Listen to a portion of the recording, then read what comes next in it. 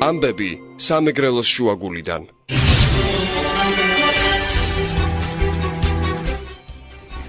ზუგდიდის რაიონის სოფელ ურთადან გაუჩინარებული სამივე მამაკაცი გარდაცვლილი იპოვეს. ოკუპირებული აფხაზეთი 1 აპრილიდან სავიზო რეჟიმზე გადადის. ახალ ამბებს რადიო ათინათის ეთერში მე თია შონია გაგაცნობთ გამარჯობა.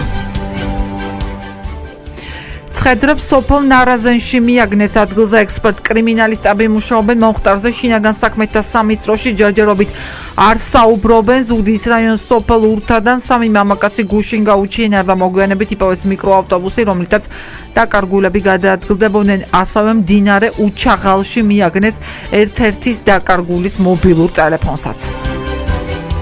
ქალაქ ზუგდიდის მერიის შენობასთან დღეს საპროტესტო აქცია გაიმართა. აქციის მონაწილეები თვითმმართველობის წარმომადგენლებს შპს ამო 2014-ის ხელმძღვანელთან შუამდგომლობას თხოვდნენ. მათივე თქმით, აღნიშნულმა შპს-მ ქალაქის ცენტრალურ ნაწილში ტროტუარებზე ფილების დაგებისთვის მუშებს კუთვნილი 4 თვის ხელფასი არ გადაუხადა.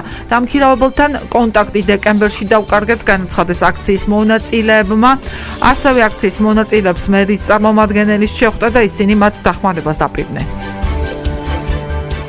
აფხაზეთის დე-ფაქტო პარლამენტის თავმჯდომარე ვალერი ბგანბა რუსულ მედიას უცხადებს, რომ მთავრობა 1 აპრილიდან იმ ქვეყნის მოქალაქეებისთვის, რომლებიც ეგრეთ წოდებული რესპუბლიკის დამოუკიდებლობა არ აღიარეს, სავიზო რეჟიმს აწესებს.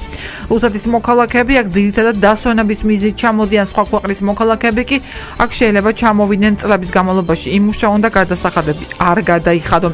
ამავე კანონის ერთ-ერთი პუნქტი კი ასევე ამოქმედდება 2018 წლის 1 იანვრიდან და ასევე სასაზღვრო გამშვები პუნქტი თანამედროვე ტექნიკითაც აღიჭურვება. არის საშიშროება, რომ აფხაზეთისთვის ელექტროენერგიის მიწოდება ვერ შევძოთ. ამის შესახებ ვიცე-პრემიერმა ენერგეტიკის მინისტრმა კახი კალაძემ აფხაზურ მედიაში გავრცელებული ინფორმაციის კომენტირებისას თქვა. კახი კალაძე ადასტურებს, რომ წყალსაცავში წყლის ნაკლებობა იყო და არ არის შემოდინება, როგორც წლების განმავლობაში. იგი შიშობს, რომ შესაძლოა 2 კვირაში დარჩას აფხაზეთი ელექტროენერგიის გარეშე. აფხაზური მედიის ცნობით, ენგურჰესის წყალსაცავში წყლის დონის კლების გამო აფხაზეთს ელექტროენერგიის გარეშე დარჩენა ემუქრება. ეგრეთ წოდებული ღორის გრიპის ვირუსით კიდევ ერთი ადამიანი გარდაიცვალა. ამის შესახებ დაავადებათა კონტროლის ეროვნულ ცენტრში განაცხადეს, სულ დადასტურებულია გრიპის ვირუსით გარდაცვლილთა 13 რაოდენობა, ლეტალურად დასრულდა 13-ვე, აქედან 12-ს H1N1 დაუდგინდა. ამერიკის შეერთებული შტატების ელჩის იან კელის თქმით, ანაკლის სპორტი შეერთებული შტატებისა და საქართველოს მზარდი ეკონომიკური ურთიერთობის მაგალითია. ელჩილს განცხადებას ამერიკის საელჩო აუცილებს აზიისა და ევროპის დამაკავშირებელ რეგიონულ სატრანსპორტო ჰაბად საქართველოს გადაქცევის გეგმამ. ამ კვირაში დიდი ნაბიჯით წაიწია წინ ვილოცავთ ამერიკულ კომპანია კონტი გრუპს და მის ქართულ პარტნიორ TBC Holdings, რომელიც ანაკლის სპორტის მშენებლობისთვის შეარჩიეს პროექტი საქართველოს ასე საჭირო ღრმა პორტ შემატებს და მას გლობალურ ტრანზიტო გადაზიდვებში ჩართავს. აღნიშნულია განცხადებაში.